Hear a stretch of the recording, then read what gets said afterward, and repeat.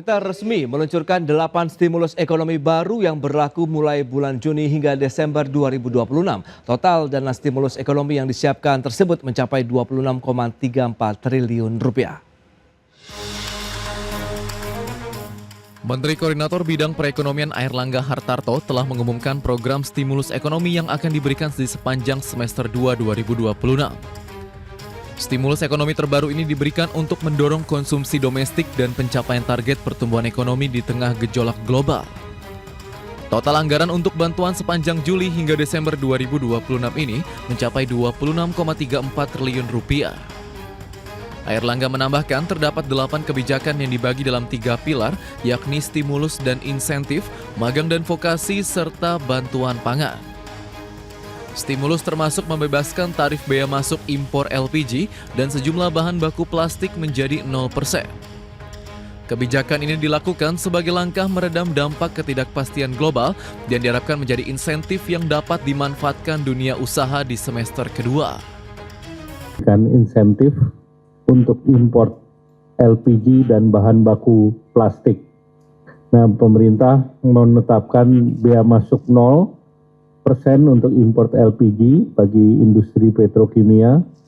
Dengan ini diharapkan bisa meningkatkan nilai manfaat bagi sektor ekonomi sebesar 2,25 triliun berupa pengurangan kos bagi industri terkait dan efek multiplier efek atau efek pengganda yang bisa didorong. Kemudian juga pemerintah mengharapkan dengan adanya bahan baku plastik yang 0 ini juga akan membantu terkait dengan inflasi, terutama hampir seluruh packaging makanan. Adapun insentif bea masuk 0% untuk impor LPG diberikan khusus bagi industri petrokimia. Kebijakan ini diperlukan karena harga LPG mengalami kenaikan akibat terganggunya pasokan dan rantai distribusi global. Pemerintah berharap penghapusan tarif impor dapat membantu menekan biaya produksi dan menjaga daya saing industri dalam negeri. Dari Jakarta, Raharjo Patmo, IDX Channel. Ya, pemirsa, untuk membahas tema menarik kita kali ini, banjir stimulus di semester 2 2026 demi ekonomi berjalan mulus, kita sudah tersambung melalui Zoom bersama dengan Bapak Peter Abdullah, Direktur Program dan Kebijakan Prasasti Center for Policy Studies. Langsung saja kita sapa ini. Halo, Pak Peter, apa kabar, Pak? Alhamdulillah, kabar baik. Kabar baik, terima kasih juga atas waktu yang disempatkan. Tadi sudah disampaikan begitu bahwa pemerintah menyiapkan paket stimulus senilai 26,34 triliun rupiah pada semester kedua tahun ini yang dibagi menjadi stimulus dan insentif, ada magang dan vokasi, dan juga bantuan pangan ini Pak Peter. Apakah ini ya bisa dikatakan menjadi angin segar begitu bagi geliat ekonomi dunia usaha dan juga masyarakat di sisa tahun 2026 ini Pak Peter? Ya Mas Pras, ya kalau kita lihat kondisi sekarang ini yang begitu banyak yang kita permasalahan yang kita hadapi, paket stimulus ini tentu adalah sebuah kondisi yang patut disambut gembira ya. Nah, karena kalau kita lihat dari isinya, paket ini berupaya untuk memperbaiki konsumsi, ya, memperbaiki daya beli, ya, karena di dalamnya kan ada upaya untuk menahan kenaikan harga, ya, misalnya dengan memberikan diskon atau menghilangkan pajak untuk impor gas dan bahan baku plastik, ya, yang kita tahu sekarang ini kenaikan harga di pasar itu sudah sedemikian tinggi akibat dari gejolak geopolitik yang terjadi beberapa waktu yang lalu ya. Dan kemudian juga mencoba untuk mendorong memperbaiki daya beli ya, mendorong konsumsi itu dengan memberikan potongan-potongan harga, diskon khususnya di transportasi. Di sisi lain juga berupaya untuk memberikan membuka lapangan kerja baik itu untuk magang, vokasi ya. Dan ini tentu akan sangat membantu masyarakat di dalam mendapatkan menambah penghasilan bagi masyarakat. Nah, di terakhir itu adalah bantuan sosial, ada bansos juga ya. Iya. Jadi terkait dengan beras yang sangat tentunya akan sangat membantu masyarakat kita. Jadi secara keseluruhan, terlepas dari seberapa besar ini akan memberikan bantuan kepada masyarakat kita, seberapa besar ini akan membantu menumbuhkan konsumsi, saya kira paket ini patut untuk kita sambut baik. Baik, itu dia ya, beberapa poin yang sudah dilakukan oleh pemerintah ini diharapkan bisa mendorong lagi dari sisi kemampuan daya beli masyarakat. Mengingat memang karena bahan baku kita masih banyak yang diimpor ya, seperti plastik pun kemarin juga cukup ramai begitu di masyarakat. Dan sudah bergabung ini Pak Peter dan juga pemirsa, ada Bu Hardini Puswasari, Ketua Komite Tetap Perencanaan Infrastruktur dan Pembiayaan Pembangunan Kadin Indonesia. Langsung saja kita sapa ini. Halo Bu Hardini, apa kabar Bu? Halo Mas Pras, Alhamdulillah luar biasa baik Mas Baik, kabarnya. Halo Pak Peter. Halo Mbak Hardini. Terima Ya, kasih atas waktu yang disempatkan. Bu Hardini, tadi sudah disampaikan oleh Pak Peter, apresiasi diberikan terhadap langkah pemerintah ini yang memberikan stimulus di semester kedua 2026. Nah, dari kacamata Kadin sendiri melihat bagaimana urgensi dari stimulus yang diberikan. Mengingat ini cenderungannya kan kita lihat lebih banyak mengangkat daya beli masyarakat begitu, ada bantuan pangan, magangkan vokasi, kemudian juga bagaimana insentif juga diberikan, ada untuk transportasi dan lain-lain begitu untuk Nataru dan juga mungkin libur sekolah di sana begitu Bu. kalau kita lihat nih Mas, kalau melihat fokus paket stimulus untuk penguatan daya beli memang ini penting karena memang konsumsi rumah tangga ini merupakan motor utama untuk pertumbuhan ekonomi di Indonesia. Oke. Namun saat ini memang pelaku usaha ini membutuhkan kebijakan secara langsung untuk bagaimana bisa menurunkan biaya produksi, bagaimana meningkatkan likuiditas dan mendorong adanya Iya. investasi. Nah, paket stimulus ini itu sudah berada di jalur yang tepat. Ini kan upaya untuk menjaga bagaimana daya beli masyarakat, di mana masyarakat saat ini mempunyai kemampuan belanja yang lebih baik, tapi permintaan terhadap barang dan jasa akan meningkat, dan pada akhirnya ini akan memberikan manfaat bagi dunia usaha. Oke. Nah, untuk menjaga daya beli, ini adalah langkah yang memang dibutuhkan dalam kondisi ekonomi saat ini. Namun, di dalam dunia usaha berharap stimulus ini nggak berhenti pada sisi pemerintah, tetapi juga diperkuat dari sisi penawaran. Nah, bagaimana nih pelaku usaha untuk melihat tantangan saat ini? Ini bukan hanya lemahnya permintaan, tapi juga tingginya biaya logistik dan juga biaya energi ini merupakan beban pembiayaan. Nah, belum lagi ada ketidakpastian di dalam pasar global. Nah, karena itu saat ini dunia usaha memerlukan insentif yang lebih langsung yang dapat meningkatkan kapasitas produksi, menjaga arus kas, dan memperluas investasi. Program magang dan vokasi ini merupakan langkah yang positif ya dalam meningkatkan kualitas sumber daya manusia.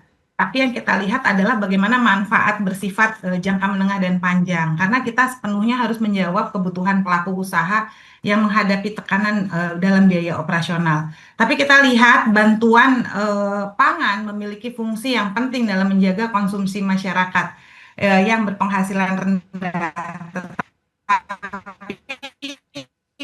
Ya.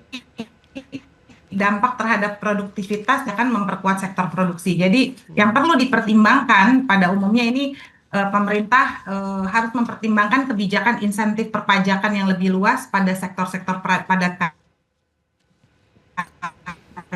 Baik. percepatan realisasi belanja pemerintah dan penyederhanaan regulasi dan agar bisa menekan biaya distribusi.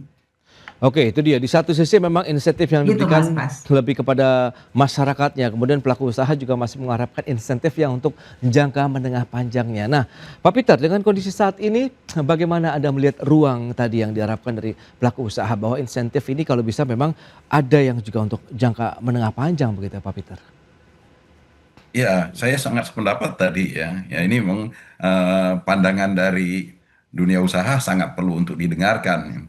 Eh, Kalau saya tadi yang seperti yang saya sampaikan, paket insentif ini, stimulus ini kan lebih kepada sisi permintaan ya, yaitu dalam rangka untuk menjaga daya beli agar supaya memang mendorong konsumsi. Artinya kan permintaan. Oke. Tetapi yang dibutuhkan juga kan tidak hanya dari sisi permintaan, tapi juga dari sisi penawaran. Karena penawaran ini juga akan berujung-ujungnya ke permintaan. Karena kalau sisi penawarannya tidak terjaga, maka harga akan naik. Dan kalau harga akan naik, ya permintaan akan, walaupun kita bantu di daya beli, ya akan tidak berguna juga, ya tidak sepenuhnya bermanfaat kalau seandainya dari sisi penawarannya tidak terjaga.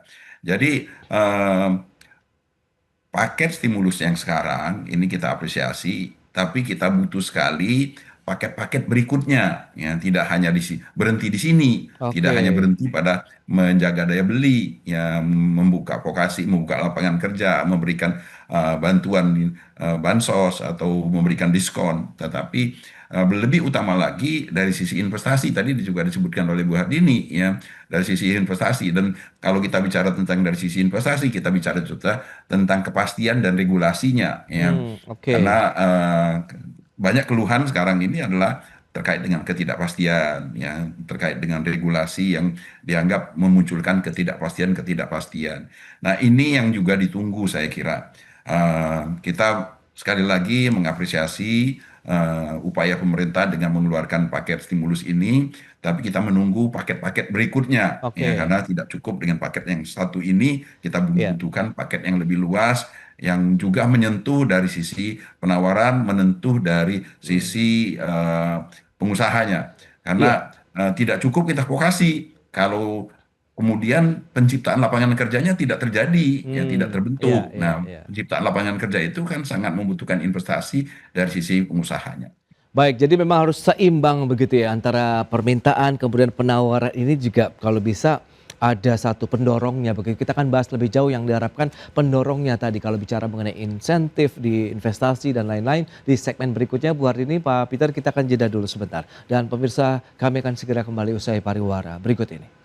Ya, terima kasih Anda masih bergabung bersama kami dalam Market Review pemirsa, dan berikut ini kami akan sampaikan data untuk Anda. Kita akan cermati seperti apa sih pola-pola ataupun stimulus yang diberikan oleh pemerintah pada semester kedua di tahun 2026 ini. Apa saja ada stimulus dan insentif ini, totalnya sekitar 2,04 triliun ini dananya di pertengahan tahun 2026. Kemudian ada program magang dan vokasi nilainya sekitar 6,26 triliun rupiah. Kemudian bantuan pangan cukup besar ada 18,04 triliun rupiah, sehingga totalnya mencapai 26,34 triliun rupiah untuk stimulus ekonomi di semester kedua tahun 2026 ini. Baik, kita lanjutkan kembali perbincangan bersama dengan Bapak Peter Abdullah dan juga Ibu Hardini Rusmastari. Nah, menyikapi tadi beberapa hal yang sudah disampaikan, berarti memang ya dunia usaha juga butuh keseimbangan lah Bu Hardini kalau bisa dikatakan begitu ya untuk insentif yang diberikan. Nah, di pertengahan tahun ini kalau kita bicara mengenai insentif untuk dunia usaha,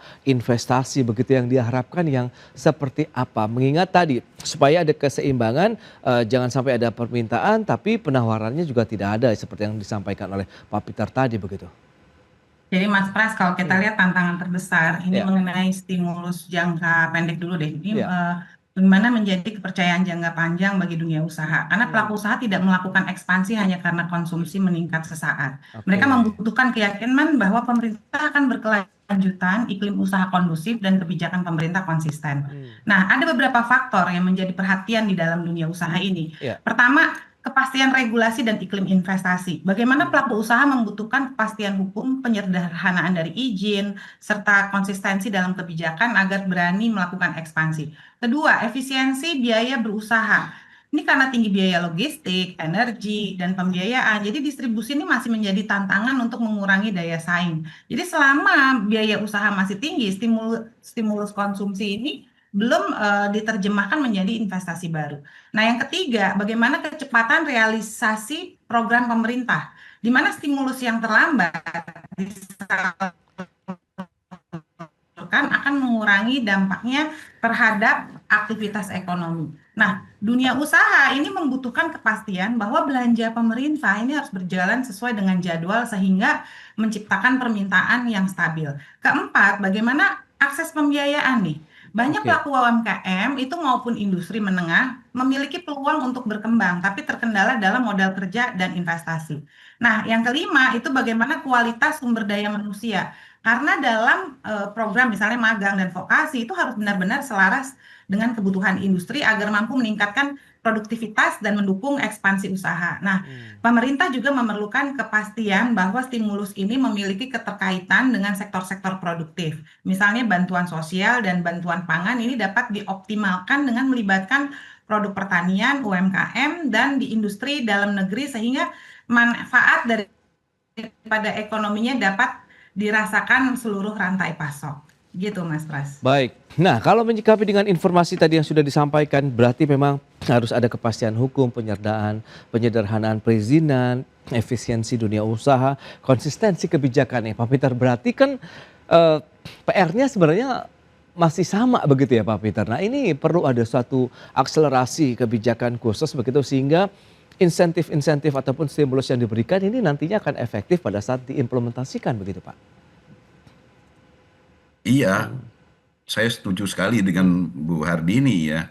Eh, Tidak cukup ya. Sekali lagi yang ini mengulang apa yang sudah kita Iya, bahas tadi, yang sudah saya sampaikan tadi ya. iya. Bahwasanya ini tidak cukup hanya berhenti di sisi permintaan. Kita membutuhkan dari sisi penawarannya ya.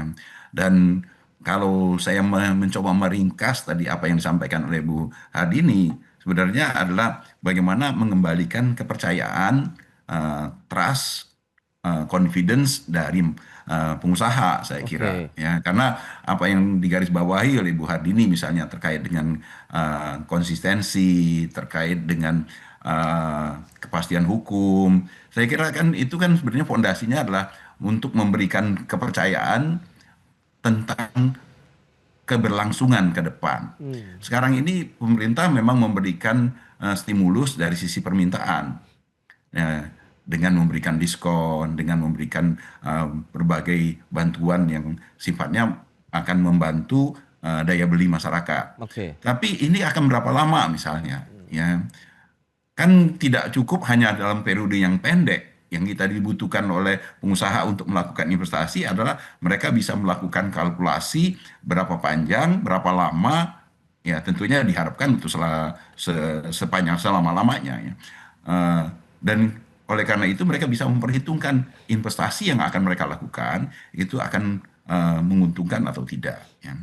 Kalau pengusaha tidak bisa memprediksi ke depan ya, karena apakah permasalahannya tidak konsistennya atau karena ada permasalahan di kepastian hukumnya, Oke. maka pengusaha tidak bisa atau menunda untuk melakukan investasi. Dan kalau itu terjadi, maka yang sangat kita khawatirkan adalah tidak terjadinya penciptaan lapangan kerja baru yang pada ujung-ujungnya lagi ya tidak bisa menciptakan permintaan.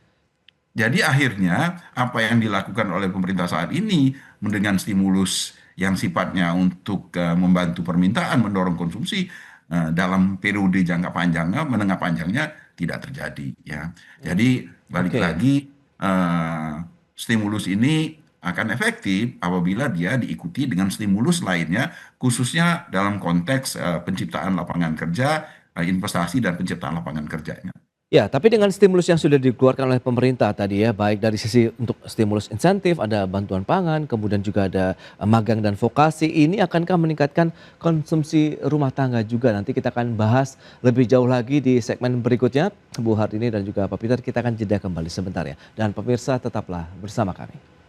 Baik pemirsa, kita lanjutkan kembali perbincangan bersama dengan Ibu Hardini Puspasari, Ketua Komite Tetap Perencanaan Infrastruktur dan Pembiayaan Pembangunan Kadin Indonesia, kemudian juga Bapak Peter Abdullah, Direktur Program dan Kebijakan Prasasti Center for Policy Studies. Ya, bicara mengenai insentif yang diberikan pada semester kedua tahun 2026 ini, kita kembali lagi ke Pak Peter. Apakah insentif ini jangka pendek ya bisa juga memberikan efek yang berganda begitu, multiplier efek paling tidak untuk jangka menengah dan panjangnya begitu menjadi salah satu mungkin pondasi ataupun modal kuat untuk memberikan efek lebih jauh lagi begitu Pak Peter?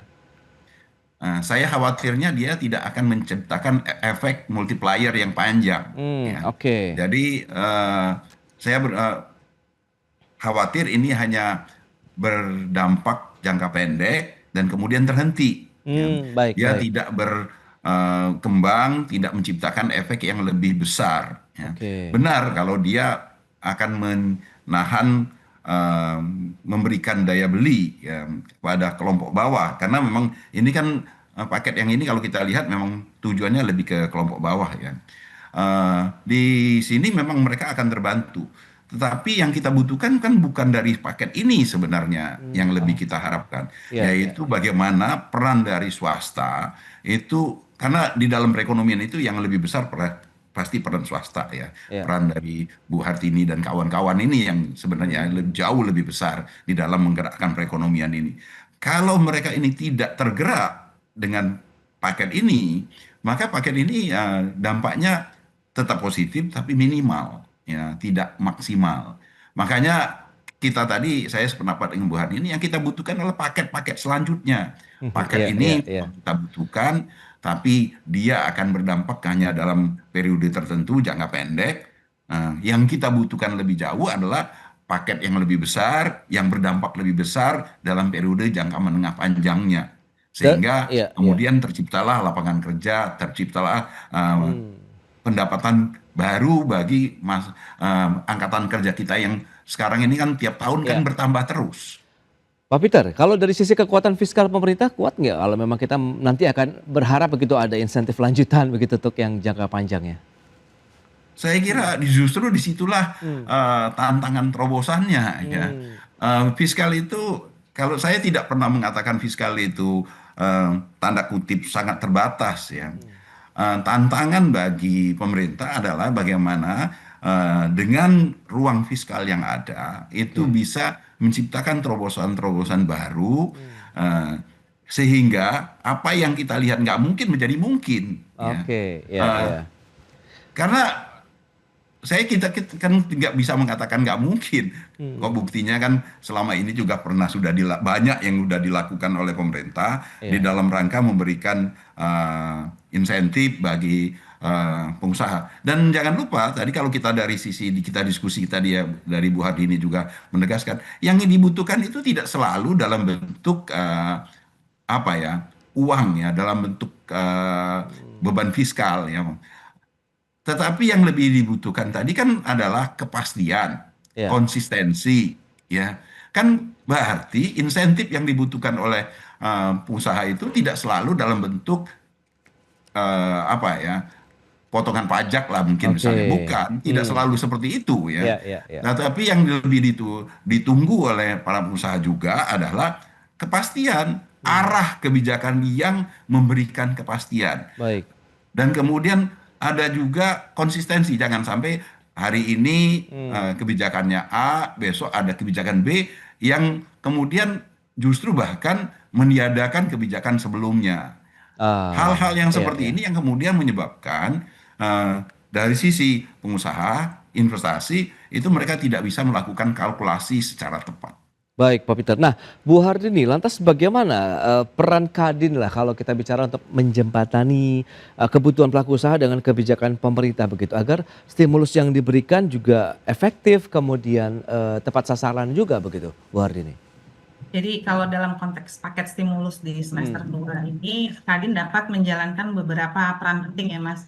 Ya. Pertama, ini menjadi jembatan komunikasi dan dalam menghimpun masukan dari pelaku usaha di berbagai sektor dan daerah mengenai kebutuhan real, hambatan implementasi, terus efektivitas kebijakan. Ini masukan ini nih akan disampaikan kepada pemerintah sebagai bahan penyempurnaan kebijakan. Oke. Nah, kedua, Kadin memastikan stimulus ini harus tetap tepat sasaran dengan membantu pemerintah mengidentifikasi sektor-sektor yang memiliki efek berganda seperti manufacture, UMKM, pertanian, Oke. logistik, pariwisata, Iya. ekonomi digital, dan industri padat karya. Ini sehingga stimulus ini nggak hanya meningkatkan konsumsi, tapi bisa mendorong produksi dalam penyerapan tenaga kerja. Nah, yang ketiga itu memperkuat kolaborasi pemerintah dan dunia usaha dengan mendorong kemitraan antara pemerintah, pelaku usaha, BUMN, koperasi, UMKM, agar implementasi stimulus menciptakan rantai pasok yang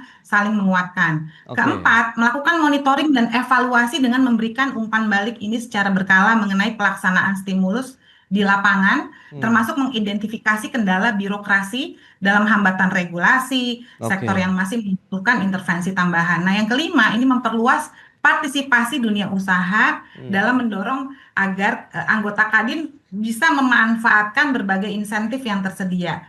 Ini bagaimana meningkatkan investasi, membuka lapangan kerja, Oke. memperkuat penggunaan produk rantai pasok. Ini jadi mempunyai efek stimulus yang sangat besar terhadap perekonomian nasional. Itu dia ya. Jadi intinya itu adalah yang paling penting bagaimana diimplementasikan secara efektif dan mampu menghasilkan pertumbuhan ekonomi yang inklusif, investasi yang meningkat, serta penciptaan lapangan kerja yang berkelanjutan. Oke, itu dia. Diharapkan memang efek dari insentif yang diberikan pada semester kedua ini tidak hanya untuk bisa meningkatkan daya beli masyarakat, tapi juga tadi dari sisi penawaran ataupun dari dunia usaha juga ikut mendapatkan satu perhatian yang sama juga, sehingga saling mengisi antara kebutuhan begitu ya dengan barang-barang yang tersedia di masyarakat begitu, baik ini dari bentuk insentif jasa pelayanan, ada juga mungkin tadi sudah disampaikan tiket pesawat untuk libur sekolah, kemudian Nataru, bagaimana vokasi dan magang ini bisa membantu juga penyerapan tenaga kerja, bagaimana juga bantuan pangan ini bisa meningkatkan lagi taraf kehidupan, kemudian daya beli masyarakat Indonesia ke depan yang ujung-ujungnya akan ada keseimbangan lagi antara antara permintaan kemudian juga dengan penawaran yang ada di Indonesia paling tidak sampai dengan akhir tahun 2026 ini. Pak Peter, kemudian Ibu Hardini, terima kasih banyak nih atas informasi, update dan juga insight yang sudah diberikan kepada pemirsa pada hari ini. Selamat melanjutkan aktivitas Anda kembali. Salam sehat. Sampai berjumpa kembali. Terima kasih Pak Peter dan juga Ibu Hardini. Salam sehat, salam bahagia, Mas Terima kasih Mas Pras, Mbak Dini. Ya pemirsa, Direktur Utama PT Pos Indonesia Persero Daud Yosef mengungkapkan ada 7 perusahaan logistik plat merah yang akan bergabung ke dalam PT Multi Terminal Indonesia sebagai tahap awal pembentukan holding logistik di bawah Pos Indonesia. Penggabungan ini diharapkan mampu menekan biaya logistik nasional. Direktur Utama PT Pos Indonesia Persero Daud Yosef buka-bukaan soal rencana konsolidasi sejumlah BUMN logistik ke dalam satu entitas terintegrasi. Daud menjelaskan per 1 Juli 2026 ada 7 perusahaan logistik plat merah akan bergabung ke dalam PT Multi Terminal Indonesia atau MTI sebagai tahap awal pembentukan holding logistik di bawah Pos Indonesia.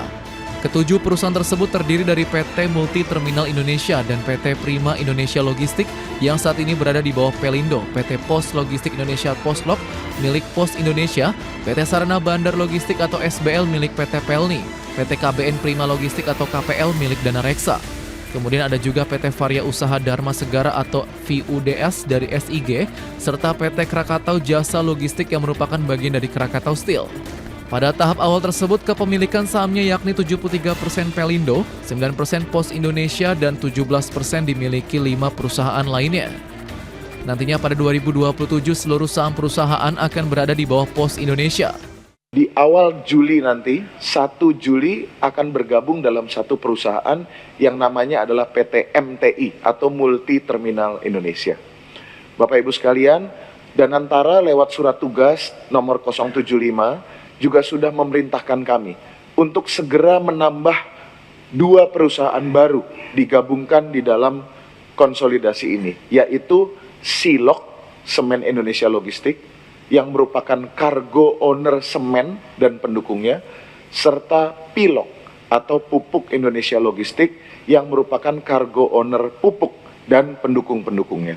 Daud menjelaskan pada fase berikutnya berdasarkan surat dari Danantara Aset Manajemen Konsolidasi, holding ini akan diperluas dengan masuknya PT Semen Indonesia Logistik dan PT Pupuk Indonesia Logistik. Daud menambahkan penggabungan ini juga mampu menekan biaya logistik nasional. Pasalnya, selama ini setiap mata rantai logistik dijalankan oleh perusahaan berbeda yang masing-masing mengambil margin keuntungan sendiri. Tim Liputan IDX Channel. Baik pemirsa, untuk membahas tema menarik kita kali ini, konsolidasi BUMN logistik mendorong efisiensi bisnis. Kita sudah tersambung melalui Zoom bersama dengan Bapak Akbar Zohan, Ketua Umum Asosiasi Logistik dan Forwarder Indonesia Alfi. Kemudian juga sudah bergabung Pak Toto Pranoto, Associate Director BUMN Research Group LM, Fakultas Ekonomi dan Bisnis, Universitas Indonesia. Langsung saja kita sapa ini. Halo Pak Akbar, apa kabar? Ya halo. Baik Pak Pras, sehat. Baik, terima kasih Pak atas Toto, waktu salam yang disempatkan. Dan sudah bergabung juga Pak Toto, apa kabar Pak?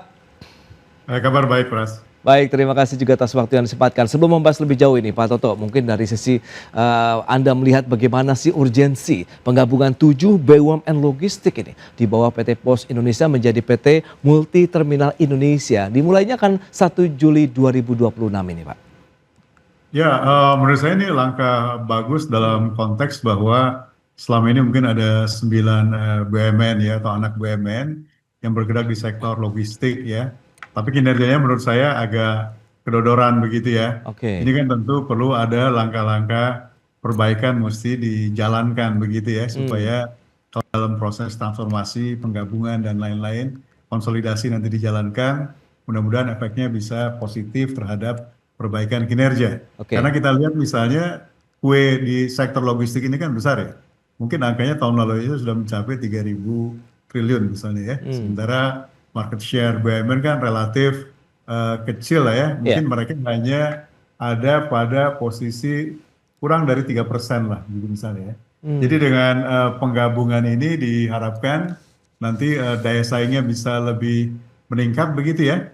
Dan nanti saya kira dengan para pemain operator lainnya di sektor logistik, nanti mungkin modelnya tidak perlu langsung harus dia direct head to head berkompetisi begitu ya.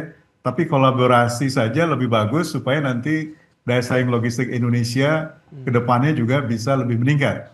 Jangan lupa BUMN logistik ini kan memiliki banyak sekali infrastruktur yang dibutuhkan oleh para pemain logistik di hilir ya. Mereka punya pelabuhan ya, punya armada dan lain-lain. Sehingga saya kira kolaborasi dengan para pemain lainnya di sektor ini bisa membuat nanti biaya logistik di Indonesia bisa menjadi jauh lebih kompetitif ya. Jadi saya kira itu urgensinya kenapa BUMN sektor logistik digabung supaya nanti daya saingnya juga tentu bisa meningkat. Itu dia. Daya saing yang diharapkan bisa meningkat begitu ya. Nah, dari sisi pelakunya ini, Alfie melihat bagaimana Pak Akbar terkait dengan mungkin melihat iklim bisnis logistik di Indonesia saat ini, kemudian Anda melihat bagaimana dengan rencana yang tadi sudah disampaikan begitu pemerintah akan menggabungkan BUMN logistik begitu Pak.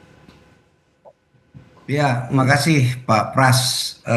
Tadi sudah disampaikan bahwa kue logistik nasional ini sangat besar di Republik ini ya. Tadi 3.200 sampai 3.500 triliun kuenya. Ya. Nah, tentu prospek ini akan terus menjadi magnet untuk bagaimana kue logistik ini bisa dinikmati oleh pelaku dan penyedia jasa logistik nasional. Itu kuncinya.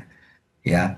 Dan kalau kita lihat sebenarnya memang masih banyak tantangan-tantangan yang kita temui di dalam negeri, terutama bagaimana meningkatkan kinerja daripada layanan logistik nasional, sehingga apa yang selalu kita dengar mengenai biaya logistik nasional kita masih relatif tertinggi di ASEAN, bahkan di dunia masih 14%, ini bisa segera mendapatkan quick win solusinya, sehingga apa yang menjadi topik saat ini, bagaimana konsolidasi BUMN ini bisa terrealisir.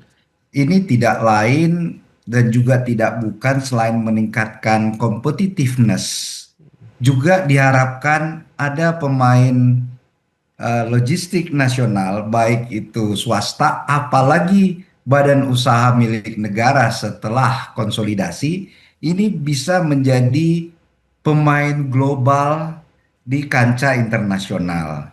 Karena Pak Pras, Pak Toto, terus terang 10 besar pemain logistik di dunia ini satu pun tidak ada dari Republik kita. Ya, tidak ada pemain logistik global ini berasal daripada Indonesia.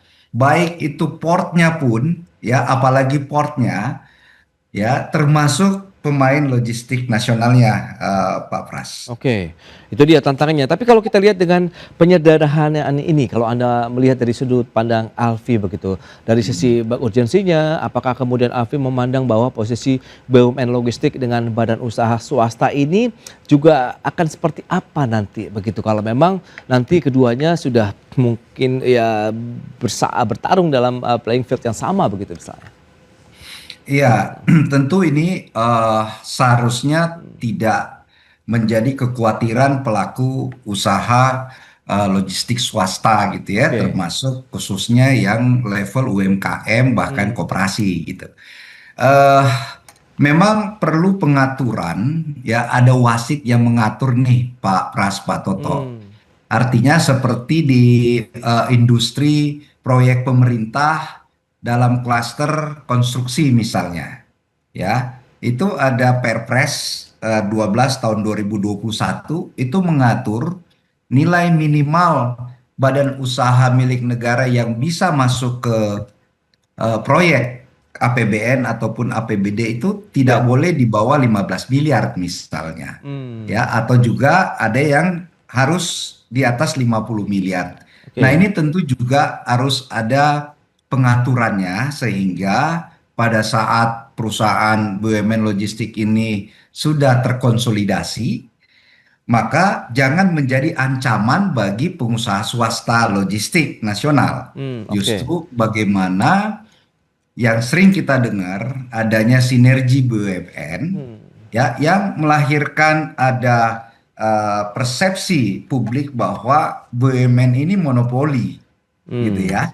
Oke. Sudah monopoli yang disampaikan Pak Toto tadi ternyata juga nggak untung-untung banget ya. Hmm. Nah, ini yang menjadi PR sebenarnya, tetapi bagaimana istilah sinergi itu bukan hanya dalam lingkup kecil BUMN, tetapi bagaimana BUMN bisa melakukan Oke. sinergi kolaborasi dengan pihak swasta dan koperasi, Pak Pras. Baik, ini menarik kalau kita lihat dengan justru ada persaingan yang mungkin kita harus tengahi begitu, dan ini siapa nanti akan menjadi penengahnya begitu ya Pak Toto dan juga Pak Akbar. Kita akan bahas lebih jauh di segmen berikutnya. Kita akan jeda dulu sebentar, dan pemirsa kami akan segera kembali usai pariwara berikut ini. Ya, Anda masih menyaksikan Market Review pemirsa, dan berikut ini kami akan sampaikan sejumlah data. Kita akan cermati bersama, ada beberapa data yang akan kami sampaikan. Yang pertama terkait dengan rasio biaya logistik terhadap PDB sejumlah negara, di mana Indonesia ini data tahun 2022 sekitar 14,29%. Kemudian Kanada 8,5%, Amerika Serikat 8,3%, Perancis 8,2%, dan Italia 8,2%. Itu dia. Berikutnya, porsi biaya logistik dalam harga barang di Indonesia. Kita lihat tertinggi di transportasi darat sekitar 7%, kemudian ada transportasi laut 3,6%, pergudangan atau penyimpanan 1,5%, biaya administrasi 1,2%, kemudian transportasi udara 0,8%. Itu dia beberapa data yang sudah kita sampaikan, dan kita akan lanjutkan kembali perbincangan bersama dengan Pak Akbar Johan, kemudian juga Pak Toto Pranoto. Nah, kalau kita bicara mengenai pembentukan ataupun konsolidasi BUMN logistik yang sudah disampaikan tadi oleh Pak Akbar maupun juga Pak Toto. Nah, Pak Akbar dari sisi Alfi juga menyatakan memang pada saat beroperasi bagaimana keberlangsungan usaha dari yang satu BUMN plat merah, kemudian yang satu lagi swasta ini bisa seiring sejalan, kemudian kedua-duanya juga mendukung industri logistik nasional, tapi persaingan usahanya ini cukup fair begitu, Pak Toto.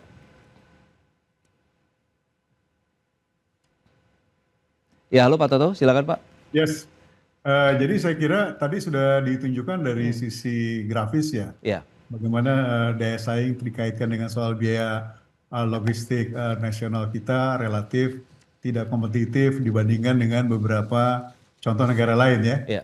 Jadi kalau nanti misalnya kemudian proses konsolidasi dalam konteks BUMN logistik ini tadi dijalankan, kemudian daya saingnya meningkat, begitu ya. Nah, itu kan harapannya tentu nanti bisa menurunkan ongkos logistik ini atau biaya logistik. Oke. Sehingga nanti tentu harapannya bagi para user ya, bagi para eksportir misalnya ya, tentu dengan ongkos logistik yang lebih murah, ke depan tentu juga mereka bisa memiliki harga yang jauh lebih kompetitif ke depannya begitu ya. Nah, jadi dalam konteks ini saya kira beberapa perubahan-perubahan mendasar, perbaikan ya, sisi bagaimana layanan logistik tadi juga memang perlu mendapatkan prioritas perhatian ya. Jadi Baik. kalau kita lihat juga data di Logistic Performance Index misalnya ya, salah satu kelemahan Indonesia dibandingkan dengan beberapa negara ASEAN lainnya saja.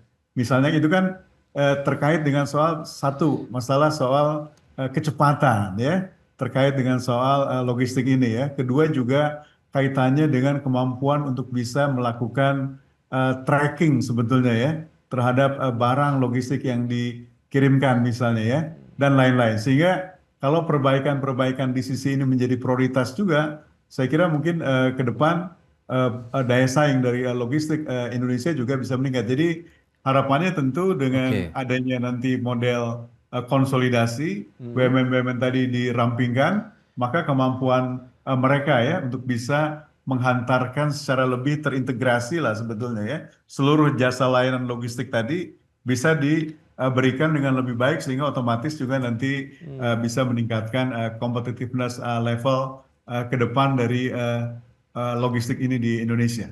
Nah, untuk siapa lembaga ataupun yang menjadi wasitnya lah begitu Pak Toto supaya keduanya baik yang swasta maupun BUMN tadi bisa seiring sejalan ataukah mungkin justru kompetisi secara alami saja begitu yang terjadi? Ya, saya kira wasitnya udah jelas ya. Kalau dari sisi persaingan kan tentu kita punya KPPU di sana ya. KPPU tentu akan melihat bahwa Oke. apakah kompetisi yang berlangsung di antara para players ya, baik Oke. swasta maupun BUMN sudah berjalan sesuai dengan regulasi, aturan apa tidak, begitu ya. Kalau Oke. dalam konteks di BUMN itu sendiri, tentu juga di sana ada Danantara ya, yang tentu nanti juga akan mengatur ya bagaimana konsolidasi di antara para pemain BUMN logistik ini bisa dijalankan dengan cara yang paling baik lah begitu ya. Dan overall Oke. menurut saya semuanya nanti pada akhirnya adalah bagaimana sebetulnya polanya adalah tidak hanya sekedar kompetisi ya, Ya. tapi kolaborasi mungkin lebih penting ya. Karena masing-masing Ya, itu sektor dia. baik swasta maupun BUMN memiliki advantage yang memang berbeda dan secara complementary menurut saya bisa disatukan untuk meningkatkan daya saing logistik Indonesia ini. Baik. Nah, Alfie, Pak Akbar, lantas bagaimana nih peran Alfie sendiri untuk bisa mendorong agar PT Multi Terminal Indonesia ini nantinya juga tetap membuka ruang kolaborasi seperti yang sudah disampaikan oleh Pak Toto tadi dibandingkan dengan berkompetisi langsung atau head to head begitu dengan swasta dan UMKM tentunya juga tadi Anda sampaikan. Iya, Pak Pras, hari ini 2025 PDB nasional kita itu sangat besar, kurang lebih 23 sampai 24 ribu triliun rupiah. Oke. Dari 2023, 2024, 2025 itu tumbuh terus. Oke. Kalau asumsi yang kita tahu 14%, biaya logistik nasional dari PDB berarti kurang lebih 3.200 sampai 3.500 triliun Oke. rupiah kuenya. Hmm. Ya, rasanya kalau ini kita bisa atur distribusinya sehingga tidak ada dominasi daripada perusahaan BUMN apalagi sudah terkonsolidasi, tetapi ada sinergi, ada kolaborasi dengan pihak swasta, Oke. sehingga harusnya kue itu bisa dinikmati oleh pelaku penyedia jasa logistik nasional. Pak Pras, tentu publik bertanya, Ya. kenapa harus di-merge? Ya, kenapa harus dilikuidasi? Kenapa harus bahkan diakuisisi menjadi 6 sampai 7 perusahaan logistik BUMN? Ya. Ada dasarnya, ada basicnya bahwa perusahaan BUMN itu selama rugi terus itu akan ditutup atau akan dilikuidasi. Ataupun perusahaan BUMN logistik itu melakukan bisnis internal, Oke. ya, artinya hanya dengan grupnya sendiri. Lalu perusahaan BUMN itu melakukan bisnis yang overlapping, ya, dengan BUMN ataupun anak perusahaan bahkan cucu dan lain sebagainya dalam satu ekosistem BUMN ataupun Danantara hari ini. Nah, diharapkan dengan terkonsolidasi ini, sekali lagi tadi kita sepakat ada competitiveness yang naik. Ya, artinya daya saingnya kita bicara dalam negeri dulu bisa tumbuh. Oke. Daya saing itu tentu fundamentalnya adalah efisiensi. Ya, karena kita tidak mau ada transaksi internal di antara BUMN itu sendiri. Internal artinya dari holding, subholding, anak, cucu. Ya, ini yang memberikan ketidakefisienan biaya logistik tadi. Setelah sudah memiliki daya saing, tentu kita mengharapkan ada pembagian kue tadi antara pemain swasta, logistik swasta dan juga BUMN. Nah, di sini perlu ada penentuan nilai minimum yang bisa, terutama proyek-proyek APBN misalnya, yang bisa perusahaan logistik BUMN ini ikut tendernya misalnya. Ya, jadi memang diperlukan satu transparansi dan real time yang terbuka untuk publik. Ya, artinya kalau pekerjaan tender APBN itu misalnya untuk mensupport pembangunan infrastruktur dan lain sebagainya, itu perlu let's say misalnya di bawah daripada 50 miliar atau di bawah daripada 30 miliar, perusahaan logistik BUMN ini dilarang untuk ikut dalam tender tersebut. Kecuali, ya ada pengecualiannya, memerlukan misalnya hal-hal khusus, expertise khusus, penanganan handling kargo yang spesifik, silahkan gitu ya. Tetapi kalau tidak diatur permainannya ataupun persaingannya di lapangan, tentu ini akan mematikan industri ataupun pelaku penyedia logistik nasional dalam negeri yang hari ini anggota kami itu kurang lebih ada 4.000 perusahaan dari Sabang sampai Merauke. Ada 4.000 perusahaannya dan 90%-nya itu terus terang ada di level UMKM. Nah, inilah yang perlu pemerintah memberikan atensi khusus gitu ya, tanpa mematikan industri UMKM ataupun pelaku penyedia jasa logistik nasional, tetapi diberikan kesempatan untuk bersinergi dan kolaborasi. Tetapi aturan mainnya juga seyogyanya bisa ditentukan sebelum implementasi konsolidasi logistik BUMN ini berlangsung, Mas Pras. Oke, Pak Akbar, itu dia yang diharapkan dari sisi aturan main begitu yang perlu disepakati bersama. Nah, lantas Pak Toto, bagaimana akhirnya PT Multi Terminal Indonesia ini juga bisa menyeimbangkan antara misi komersial, yakni pertumbuhan bisnis, dan misi strategis, yakni juga menurunkan beban logistik nasional, di samping tadi tantangan untuk bisa menjaga industri logistik nasional secara keseluruhan, karena di situ ada ya tadi perusahaan-perusahaan swasta maupun UMKM juga yang ada di dalamnya. Ya.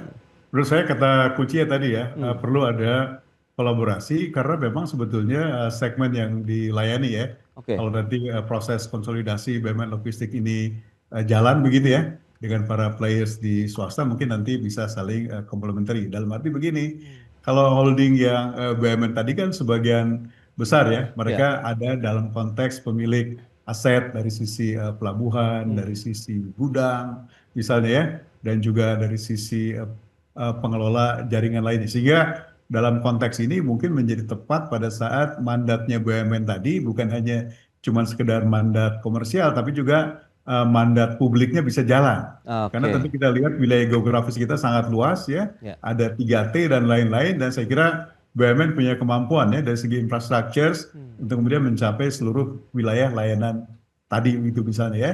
Dan kedua juga saya kira dengan model semacam ini, maka tentu kalau kita lihat persaingan saat ini BUMN dengan swasta kan sebetulnya juga tidak terlalu apple to apple karena market share-nya BUMN juga relatifly masih kecil lah ya dibandingkan swasta di sektor logistik ini.